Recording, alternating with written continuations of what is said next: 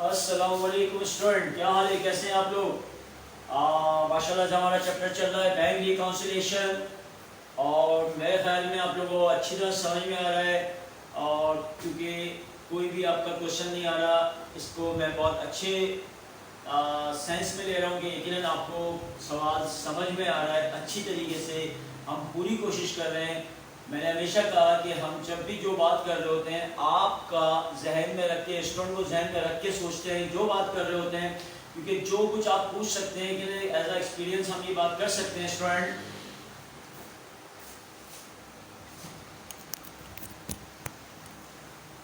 कि इतना आइडिया हमें हो जाता है कि स्टूडेंट क्या क्वेश्चन कर सकता है, उसके माइंड में क्या क्वेश्चन चल रहा है। तो हमारी कोशिश ये होती है कि आपके क्वेश्चंस को ही सामने रख के इस तरह से हम अपने अल्फाज इस्तेमाल करें, राइट। आपका जो क्वेश्चन रेज होने वाला है राइट दिमाग में, आप इंशाल्लाह आप सेटिस्फाई हो जाएं, आपका सवाल भी उठेगा और आपको जवाब भी उधर ही मिल जाएगा इंशाल्लाह। लेकिन बार बार ये कहा जरूरी नहीं है कि मेरी 100% मेरी बात समझ में आए। बिल्कुल इंसान हूँ मैं, आप लोगों की तरह। ऑफ कोर्स कोई ना कोई कमी मुझ में भी है, मैं भी एक इंसान हूँ। बहरहाल स्टूडेंट क्लियर है? तो अगर आपको अभी भी कोई मसला हो तो बिल्कुल आपको फ्री, आप फेसबुक पे, आप व्हाट्सएप पे, आप एनी टाइम मुझसे अपना क्वेश्चन डिस्कस कर सकते हैं। स्टूडेंट बैंक रिकॉन्सिलिएशन में हमने अब तक जो कुछ डिस्कस किया है वो क्या डिस्कस किया है?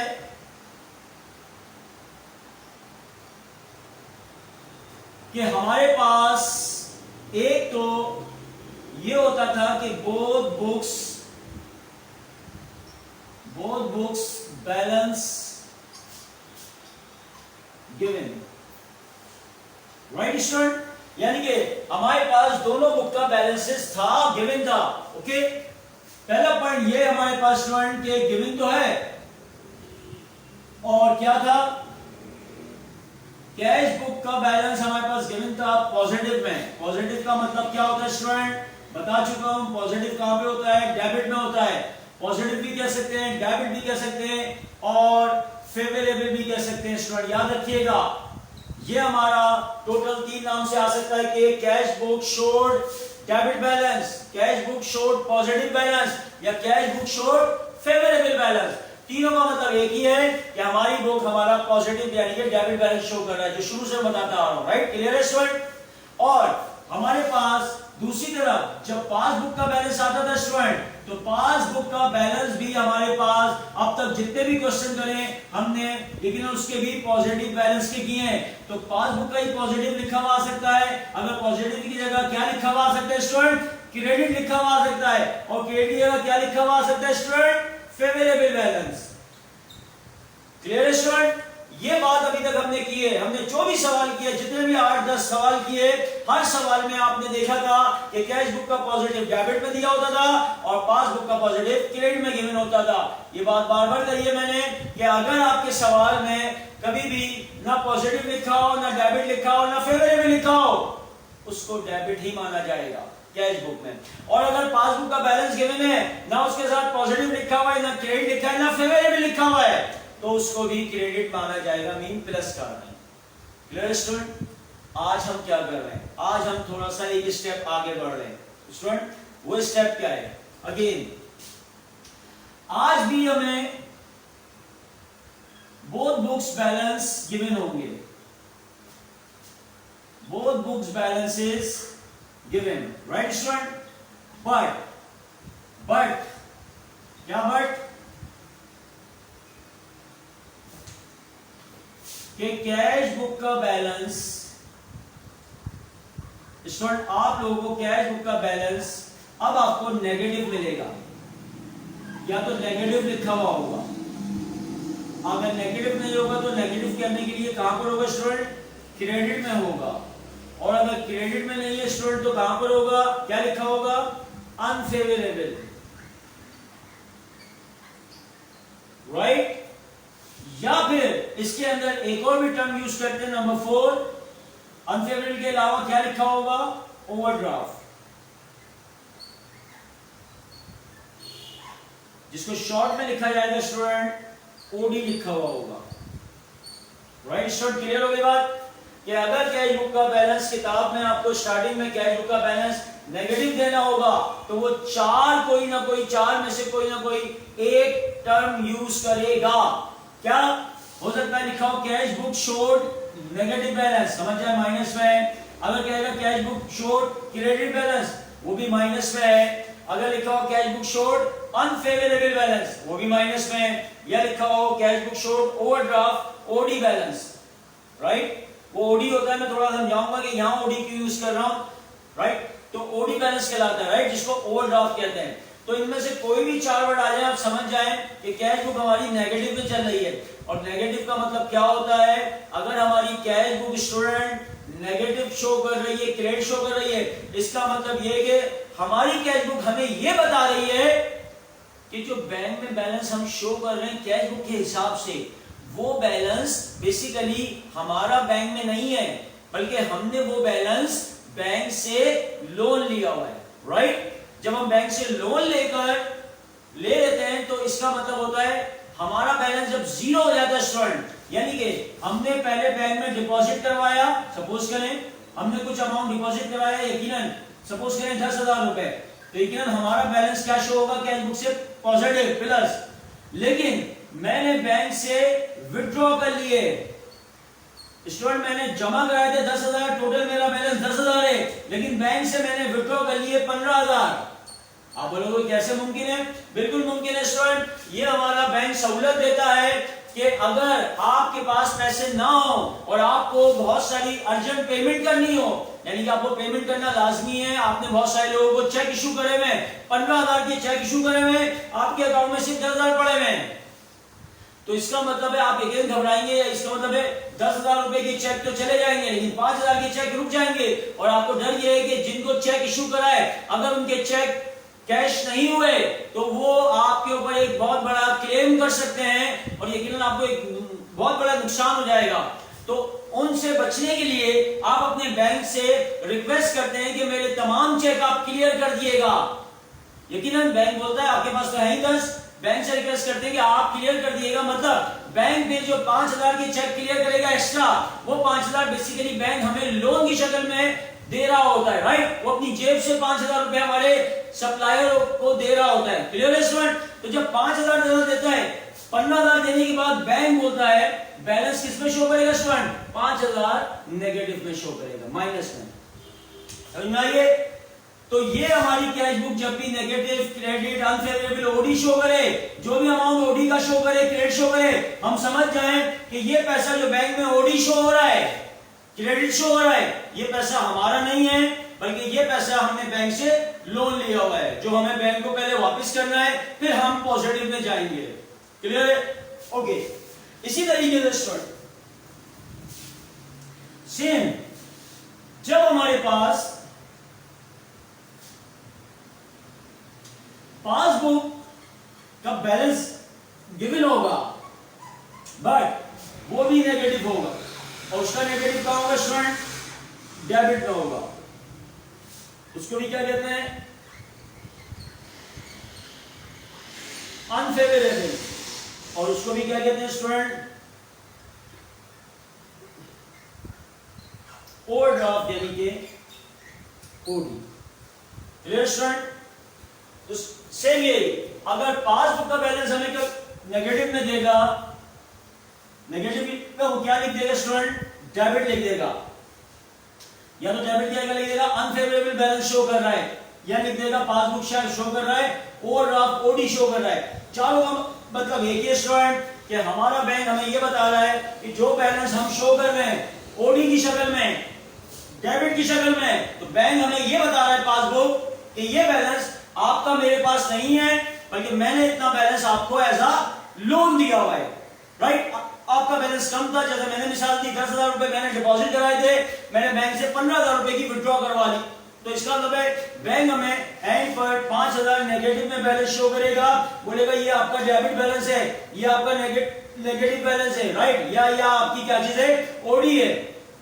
हम समझ जाएंगे कि हमने बैंक से इतना अमाउंट उधार लिया हुआ है, राइट। ओके, पहले हमें ये उधार खत्म करके पॉजिटिव में जाना पड़ेगा। तो बात यहाँ पर ये सवाल को समझने की स्टूडेंट, आज अब वो क्वेश्चन डिस्कस करेंगे जिसमें हमारी दोनों बुक के बैलेंस ओडी शक्ल में दिए होंगे, नेगेटिव दिए होंगे, राइट, ओडी दिए होंगे।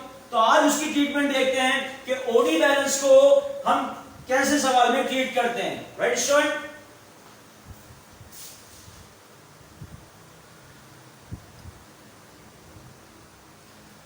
जी स्टूडेंट, तो बात समझ में आ गई कि आज हम लोग सवाल करने जा रहे हैं, उनमें आपके पास कैश बुक और पासबुक दोनों बुक के नेगेटिव बैलेंस होंगे। और नेगेटिव मैंने समझा दिया है, नेगेटिव कहां होंगे, कैश बुक का नेगेटिव क्रेडिट में शो होगा, राइट, और पासबुक का नेगेटिव डेबिट में शो होगा। लेकिन ये टर्म भी यूज कर सकता है ओडी की भी, अनफेवरेबल की भी, नेगेटिव की भी, राइट, सबका मतलब एक ही है।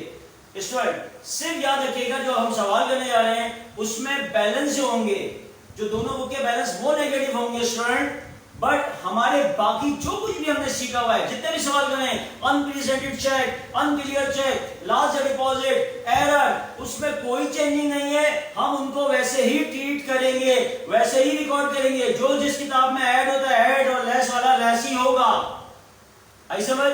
तो ये नहीं घबराइएगा सर कि आगे भी तमाम चीजें चेंज होंगी, ऐसा कुछ नहीं है। सिर्फ हमारे बैलेंसेस नेगेटिव रखे जाएंगे, बाकी पूरा सवाल हमारा एज इट इज होगा। और आखिर में थोड़ी सी कैलकुलेशन देखिएगा बस, वो भी प्लस और माइनस, आपको मैथमेटिकली रूल याद है, उसी को ध्यान में रख के हम सिखाएंगे। बाकी बहुत सिंपल है, बस बैलेंस को माइनस में रखना है स्टूडेंट, बाकी आपने पूरा सवाल एज इट इज करना है, पिछले कॉन्सेप्ट के हिसाब से ही करना है। क्लियर है स्टूडेंट? मैं एक सवाल तलाश करता हूं जिसके अंदर दोनों बुक के बैलेंसेस डेबिट में होंगे, सॉरी नेगेटिव होंगे, यानी नेगेटिव कैश बुक का नेगेटिव क्रेडिट, पासबुक का नेगेटिव डेबिट। मैं तलाश करता हूं, फिर हम बात करते हैं आपसे।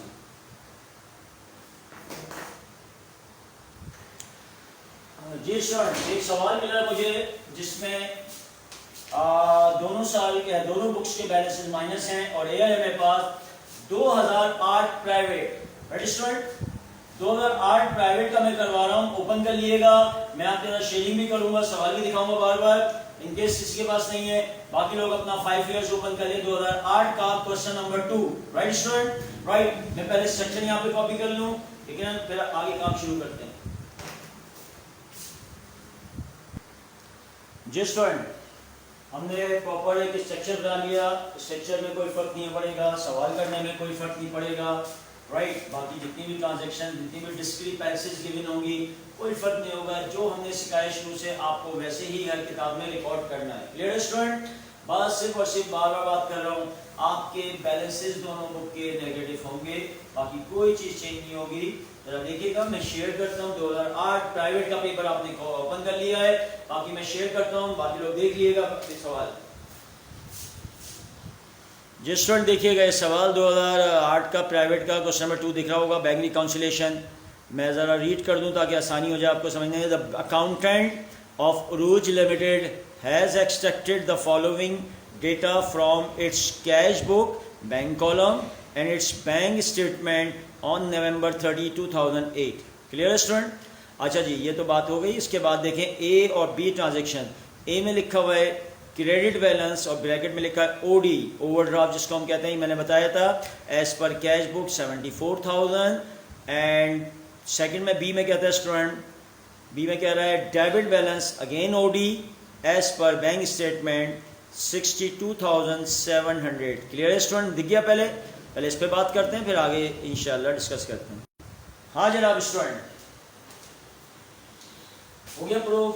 आपके पास दोनों बातें बता दी गई हैं। मैंने तो आपको बता था, एक बात भी बता दे तो हम समझ जाएंगे नेगेटिव है। इसने क्या लिखा हुआ है, क्रेडिट बैलेंस, ये भी बता दिया। कैश बुक का क्रेडिट का मतलब ही नेगेटिव होता है, राइट, अनफेवरेबल होता है। इससे क्रेडिट वर्ड भी यूज किया और साथ में देखिए ब्रैकेट में ओडी भी लगा दिया, ओवरड्राफ्ट। समझ में आई? यही बात मैंने भी यूज की थी। तो दोनों बातें बता दी है। कैश बुक ओडी शो कर रही है 74,000, और पासबुक भी देखें ओडी यानी कि डेबिट में शो कर रहा है 62,700। स्टूडेंट आपने अभी भी काम वही करना है जो करते रहे। यहां पे भी अभी आप वैसे ही लिखेंगे, लाइक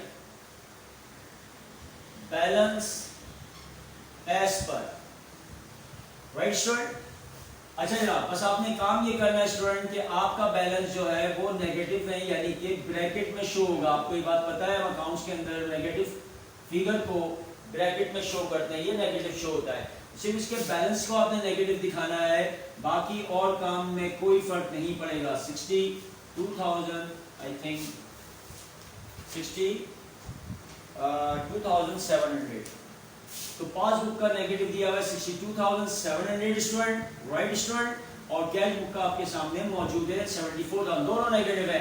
यानी कि हमारी कैश बुक कह रही है कि हमारे पास बैंक का लोन 74,000 का हो गया है, हमने बैंक से लोन ले लिया है 74, जबकि बैंक बोला नहीं मैंने आपको लोन आपको 62,700 का। बात तो अच्छी लग रही है, कम लोन शो कर रहा है, हम बोले ज्यादा है, लेकिन बहरहाल मैंने आपसे कहा था इससे कोई फर्क नहीं पड़ता, चाहे पॉजिटिव सेम हो ना हो, नेगेटिव सेम हो ना हो, हमने एंड पर तमाम डिस्क्रिपेंसीज को रिकॉर्ड करके सेम लाना है।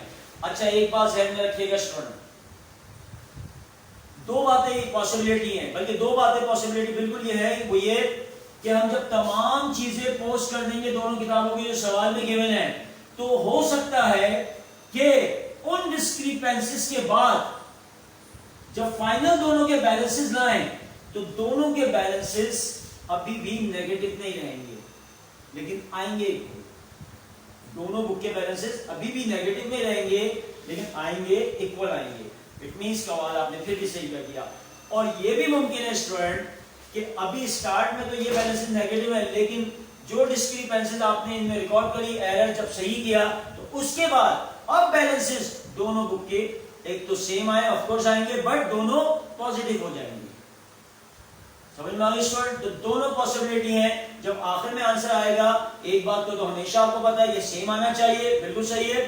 दूसरी बात ये भी है, सेम के साथ साथ दोनों की साइन भी एक ही होना चाहिए। अगर इसका 50,000 नेगेटिव आया फाइनली, तो इसका भी 50,000 नेगेटिव ही आना चाहिए, राइट? और अगर इसका कैश बुक का 50,000 पॉजिटिव आया है, यहां नेगेटिव था लेकिन एंड पर आके पॉजिटिव में चेंज हो गया, अगर पॉजिटिव आए तो यकीनन अल्टीमेटली हमारी पासबुक का भी आंसर जो आएगा पॉजिटिव ही 50,000 आएगा। क्लियर हो गई बात भी? शाबाश। अब हम एक एक ट्रांजैक्शंस के साथ साथ दिखाते हैं, आपको शेयर करते हैं और साथ में इसको सॉल्व करते हैं, राइट? सुन याद रखिएगा, कोई भी कॉन्सेप्ट अपना मिस कॉन्सेप्ट नहीं बनाइएगा, सिर्फ बैलेंसेस को माइनस में रखकर बाकी मैं हर चीज एज इट इज वैसे ही करूंगा जो पिछले क्वेश्चन में करता रहा हूं। Clear student? मैं शेयर करता हूं पहली ट्रांजैक्शन आपके साथ।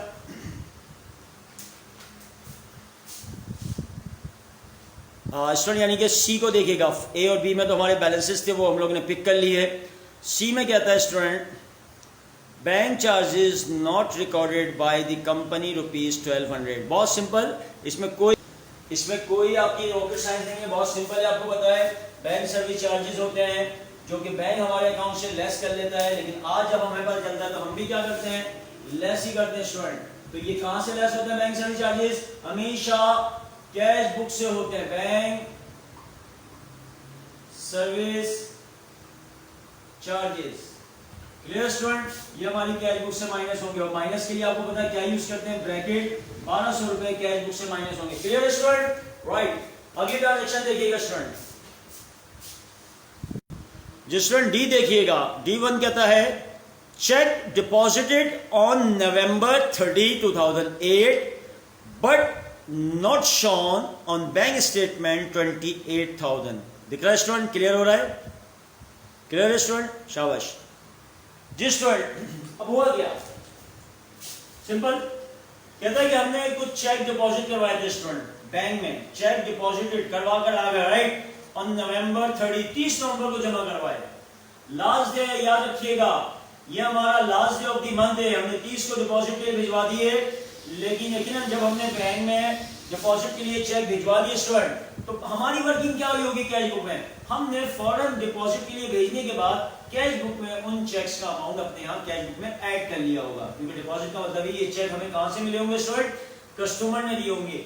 जब भी हम चेक जमा कराते हैं, याद रखिएगा स्टूडेंट, वो चेक हमें कहां से मिलता है? कस्टमर की तरफ से मिलता है, और वो चेक जमा कराने के बाद दोनों किताबों में अमाउंट ऐड होना चाहिए, क्योंकि वो चेक के पैसे 1 से 2 दिन में हमारे कस्टमर के अकाउंट से ट्रांसफर होकर हमारे अकाउंट में आ जाते हैं। अब मैंने 30 तारीख को चेक जमा करवाया, उसके जमा कराते ही मेरा काम क्या होगा, मेरी जिम्मेदारी क्या होगी? मैंने अपनी कैश बुक के बैलेंस में 28,000 रुपए 30 तारीख को दिखा दिए होंगे, लेकिन जब बैंक स्टेटमेंट मंगवाई लिखा हुआ है 30 को, तो उसके अंदर बैंक में ये शो ही नहीं हो रहा। सर 2-3 वजूहत हो सकती है, मैं बता चुका हूँ, कोई भी यूज कर लें। आप इसको लास्ट डे डिपॉजिट भी कह सकते हैं, राइट। आपने डिपॉजिट ही बिल्कुल लास्ट डे करवाया था, इतना लेट करवाया था जिसकी वजह से आज की तारीख में बैंक में उसकी कोई वर्किंग नहीं हुई। या ये हो सकता है वो जो डिपॉजिट्स थे वो आपके अभी कहीं ट्रांजिट थे, सफर में थे, यानी कि मैंने तो भेज दिया था लेकिन कोई भी जिस पार्टी या जिस शख्स के जरिए मैंने भेजा था वो अभी तक बैंक में पहुंचा नहीं, राइट। तो दोनों कंडीशन में आप इसको लेट डिपॉजिट कहें या डिपॉजिट इन ट्रांजिट कहें स्टूडेंट, आप दोनों को आप लोग पासबुक में क्या करते हैं, ऐड करते हैं। तो आज इसको क्या करते हैं स्टूडेंट, ऐड कर लें पासबुक में लास्ट डे डिपॉजिट, क्योंकि वर्ड लास्ट डे का बता रहा है तो आप इसको लास्ट डे की नाम से यूज करें, ज्यादा सुटेबल होगा, last day deposit. Clear student. तो लास्ट डे डिपॉजिट क्या होता है, पासबुक में ऐड होता है स्टूडेंट। कितना है अमाउंट, आई थिंक 28 था, यस इज इट 28,000 ऐड होगा स्टूडेंट। तो ऐड के साथ आपको पता है ब्रैकेट नहीं लगता। Clear student. आगे ट्रांजैक्शन देखते हैं। जो स्टूडेंट नंबर देखिएगा डी, सॉरी ई देखिएगा, डी तो हमने कर लिया। ई में लिखा हुआ है deposits by a customer directly made in company's account not recorded by the company's ₹50,000। Clear हो स्टूडेंट।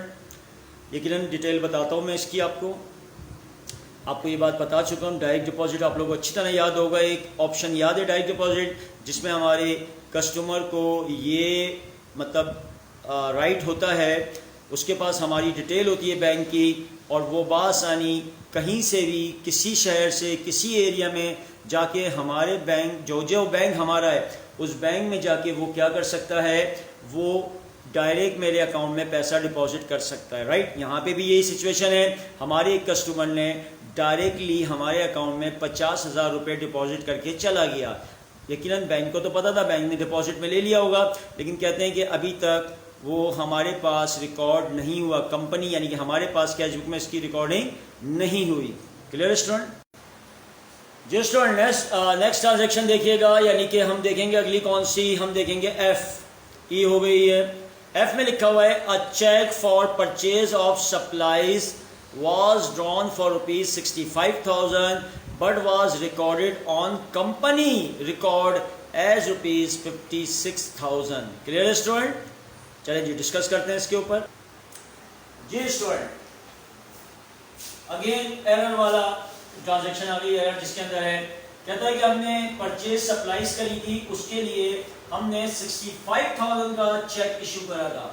कितने का, 65,000 का चेक इशू करा था, बट क्या कहते हैं कि was recorded on company record. Company record हमेशा कैश बुक को कहते हैं, याद रखिएगा।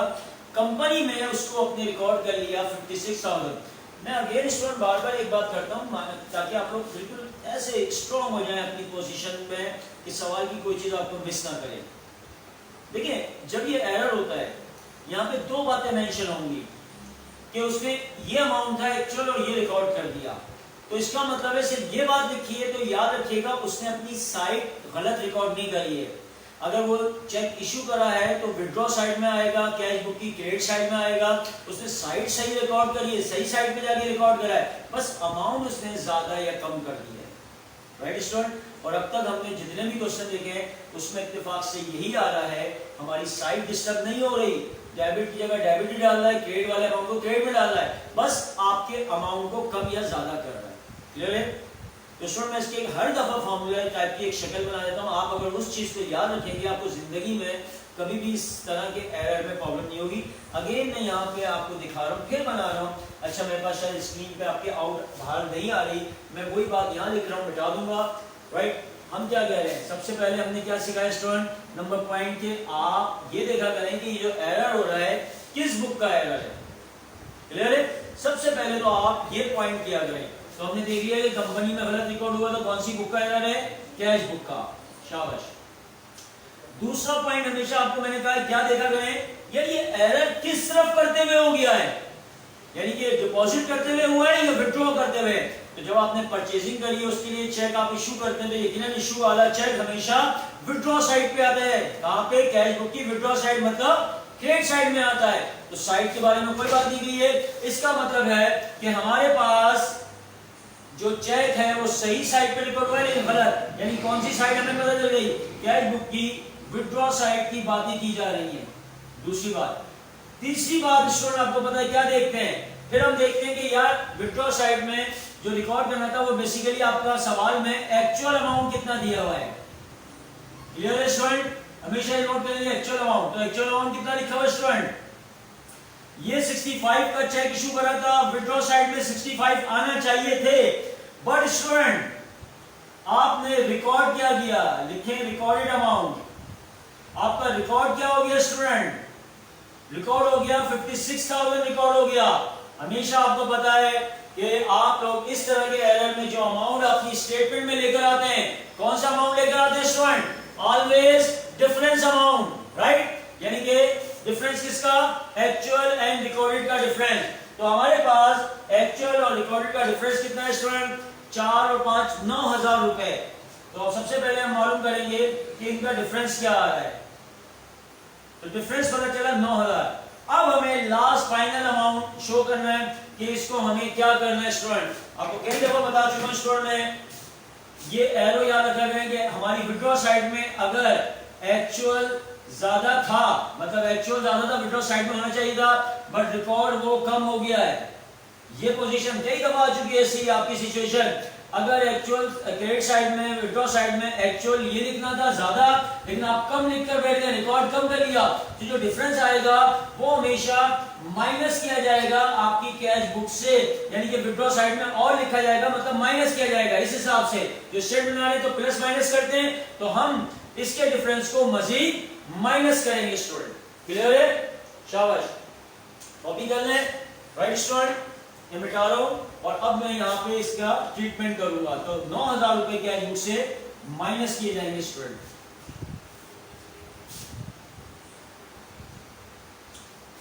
तो अब इसको हम क्या करते हैं, कैश बुक से माइनस करते हैं, लेस लिखते हैं, लेस, इसको हम लिखते हैं एरर, आपको बता चुका हूं कई दफा।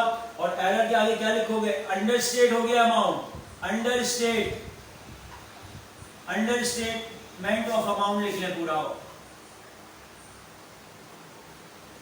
ये क्या होगा स्टूडेंट, माइनस किया जाएगा कैश बुक से 9,000 रुपए। क्लियर स्टूडेंट, शाबाश, राइट। नेक्स्ट ट्रांजैक्शन देखते हैं। जी स्टूडेंट, एफ के बाद जी को देखिएगा, लिखा है the company officer issued a cheque for ₹5,000 for travelling expense. This cheque was not recorded by the company, right.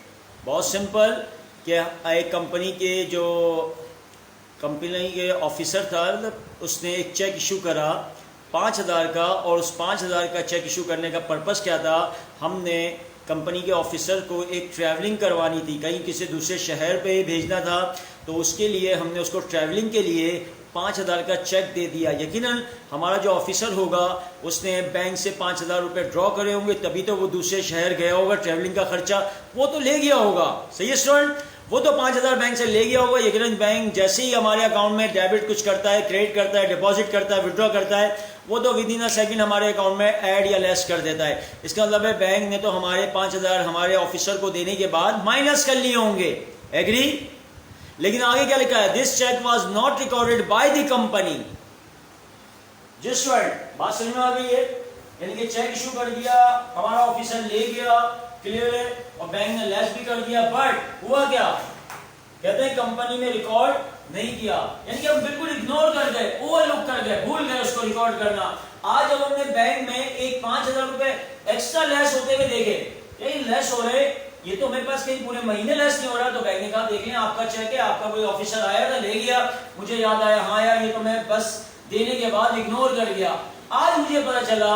तो यकीनन जब मैं अगर उसी वक्त भी स्टूडेंट देने के बाद भी रिकॉर्ड करता, कैश बुक में क्या करता, यकीनन लेस करता, ऑफ कोर्स, बट भूल जाने की वजह से कुछ भी नहीं किया। लेकिन आज जब मुझे इस बात का कंफर्म हुआ कि यार ये चेक भी तो इशू करा था, तो मैं भी अब कैश बुक से आज क्या कर लूं स्टूडेंट, सिंपली लेस कर लूं, ये भी लेस हो जाएगा कैश बुक से।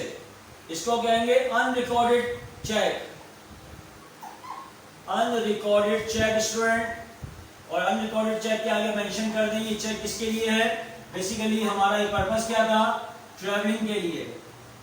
Travelling expense. सही है स्टूडेंट, शाबाश। तो कितना अमाउंट था हमारे पास? I think 5000। यस 5000 का चेक था। क्या होगा स्टूडेंट? यहां से माइनस होगा, ये भी कैश बुक से माइनस होगा। क्लियर स्टूडेंट, यहां तक समझ में आ रही है बात? नेक्स्ट ट्रांजैक्शन देखते हैं।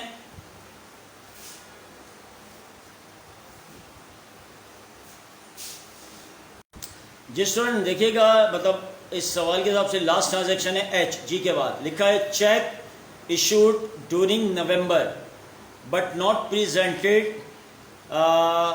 Presented to the bank for payment 4500। Clear student, आपको पता है ऐसे चेक जो हमने इशू कर दिए हों, हम इशू करने के फ़ौरन बाद पास अपनी कैश बुक से फ़ौरन माइनस कर लेते हैं, लेकिन जिन सप्लायर को हमने चेक दिए होते हैं वो किसी वजह से, कोई इमरजेंसी की वजह से हमारे अकाउंट में एंड ऑफ द मंथ तक प्रेजेंट नहीं होके अपना पैसा लेके नहीं जा पाते हैं, राइट। तो इस वजह से बैंक को इसके बारे में कुछ नहीं पता होता है, लेकिन फिर हम एंड पे जब वो चेक बैंक में नहीं देखते, जो चेक हमने इशू कर दिए थे तो वो बैंक में कहीं प्रेजेंट नहीं हो रहे होते हैं, तो स्टूडेंट फिर हम बैंक से रिक्वेस्ट करते हैं कि ये चेक, ये पार्टी यकीनन पैसा लेने आज नहीं तो कल आ जाएगी, आप क्योंकि रिकंसाइल करना है, दोनों बुक को सेम करना है स्टूडेंट, तो फिर हम बैंक से रिक्वेस्ट करा के बैंक से अर्ली एडवांस में माइनस करवा लेते हैं, राइट। और उसका नाम क्या रखता है बैंक? वो लेस कर देता है हमारे कहने पे, लेकिन उसको कहता है अनप्रेजेंटेड चेक्स, या जिसको हम और क्या कहते हैं स्टूडेंट? आउटस्टैंडिंग चेक भी कहते हैं। याद है ना स्टूडेंट? तो स्टूडेंट ये बात तो आपको समझ में आ गई, अनप्रेजेंटेड चेक या आउटस्टैंडिंग चेक को क्या करते हैं स्टूडेंट? वेरी सिंपल जी, आवाज आई मुझे आप लोगों की? क्या लेस करते हैं सर? कहां से? पासबुक से। अनप्रेजेंटेड चेक्स ये लेस होंगे पासबुक से, यहां पे माइनस करेंगे, अमाउंट है 4500। जिस स्टूडेंट हमारी ट्रांजैक्शन कंप्लीट हो गई, टोटल यही थी। अब हम इसको फाइनलाइज करते हैं और चेक करते हैं कि हमारे दोनों बुक के बैलेंसेस क्या पॉजिटिव एंड पर दोनों सेम आ रहे हैं या दोनों नेगेटिव सेम आ रहे हैं, चेक करते हैं, राइट स्टूडेंट? शाबाश। ओके, मैं अब कैलकुलेटर यूज करता हूं, देखिएगा मेरे साथ कैलकुलेशन कीजिएगा। चलिए जी स्टूडेंट, अब कैलकुलेटर हाथ में रखिएगा, कैलकुलेटर समझ लीजिएगा। सिर्फ थोड़ा सा मैथमेटिकली रूल याद रखिएगा कि प्लस प्लस क्या होता है, प्लस माइनस क्या होता है, माइनस माइनस क्या होता है, ये ध्यान में रखिएगा। उसी की बेस पे इसको हम फाइनलाइज कर रहे हैं। देखिए स्टूडेंट, आपके कैश बुक का बैलेंस नेगेटिव है, माइनस में 74,000, और अगर आप अपनी कैश बुक में आइटम देखें तो टोटल 4 आइटम आए। 4 में से स्टूडेंट 1 2 3, ये जो 3 आइटम है जिनको मैं क्लिक कर रहा हूं, ये तीनों आइटम कैश बुक में माइनस होना चाहिए, लेकिन हम देखते हैं कि कैश बुक का बैलेंस भी ऑलरेडी माइनस है। तो हमारा अकाउंटिंग का रूल क्या होता है? Minus minus equal two plus. समझते हैं ना कि जब दो माइनस फिगर को आपस में प्लस करेंगे तो वो प्लस हो जाएंगी, राइट। लेकिन याद रखिएगा प्लस तो हो जाएंगी, लेकिन उनके साथ साइन माइनस ही रहेगा, वो नेगेटिव ही शो करेंगे, राइट। ये ध्यान में रखिएगा, मैथ का रूल है। तो देखिए स्टूडेंट, करते क्या है, हम सबसे पहले 74,000 ये रखते हैं, ये माइनस में है, तो इसके अंदर तमाम माइनस वाले प्लस कर देते हैं, राइट स्टूडेंट, ध्यान में रखिएगा। तो मैं 74,000 में प्लस कर रहा हूं 1200 रुपए, फिर प्लस कर रहा हूं 9,000, फिर प्लस कर रहा हूं 5,000।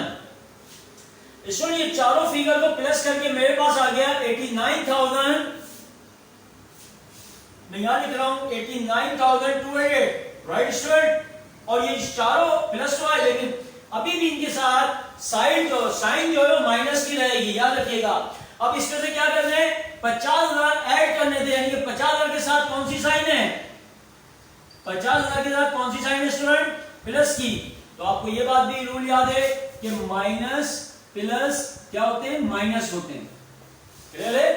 तो क्या करें, 89,200 बड़ा है माइनस का, और 50,000 इसके अंदर प्लस करना है, यानी कि इसमें माइनस किए जाएंगे 50,000।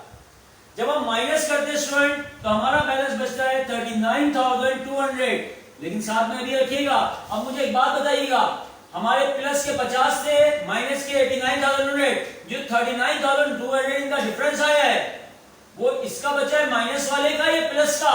ऑफ कोर्स आप कहेंगे सर ये अमाउंट बड़ी है, तो इसका बचा है, लेकिन इसके साथ भी साइन क्या लगेगी, माइनस में आंसर आया है। क्लियर स्टूडेंट, शाबाश। अब सेम यही काम आप लोग पासबुक में भी कीजिएगा। पासबुक का बैलेंस देखें, वो भी माइनस में है 62,700, बट वहां पे सिर्फ दो ही फिगर आई हैं, एक माइनस वाली और एक प्लस में। इसका मतलब इस अमाउंट माइनस में ये माइनस प्लस हो जाएगा। तो पहले दोनों को प्लस करते हैं, 62,700 प्लस करते हैं 4,500। तो स्टूडेंट मेरे पास माइनस में फिगर आ रही है 67,200 और इसमें 28,000 प्लस करना, मैं लिखता हूं प्लस, लेकिन आपको पता है प्लस माइनस माइनस होता है। तो 67,200 में से हम माइनस कर देंगे 28,000 स्टूडेंट। तो हमारे पास देखें फिर बचता है 39,200 का। लेकिन फिर ये बात बताइएगा, ये अमाउंट माइनस वाली फिगर बड़ी थी या प्लस वाली, लेकिन आप कहेंगे सर 39,200 जो बचा है इसमें से बचा है, और इसके साथ कौन सी साइन है, माइनस।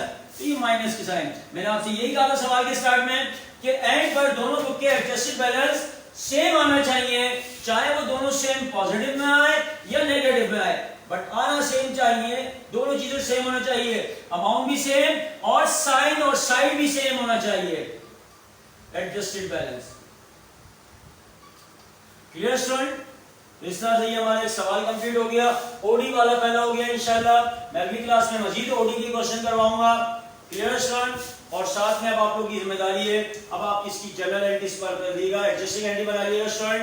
ये दो एंट्रीज बनेगी, एक प्लस वाले की बनेगी और ये एक एंट्री बनेगी इन 3 पॉइंट की। क्लियर है। इंशाल्लाह अगली क्लास में आपको ओडी का और भी सवाल मैं करवाता हूं। अगर अभी भी कोई मसला ओडी में हुआ है माइनस करने में, काइंडली आप लोग मुझसे बड़ा फ्रीली होकर आप लोग मुझसे व्हाट्सएप पे एनी टाइम कभी भी पूछ सकते हैं। इंशाल्लाह मैं आपको सेटिस्फाई कर दूंगा। क्लियर है स्टूडेंट, जब तक इजाजत दीजिएगा, इंशाल्लाह नेक्स्ट क्लास में डिस्कस करेंगे। खुदा हाफिज़।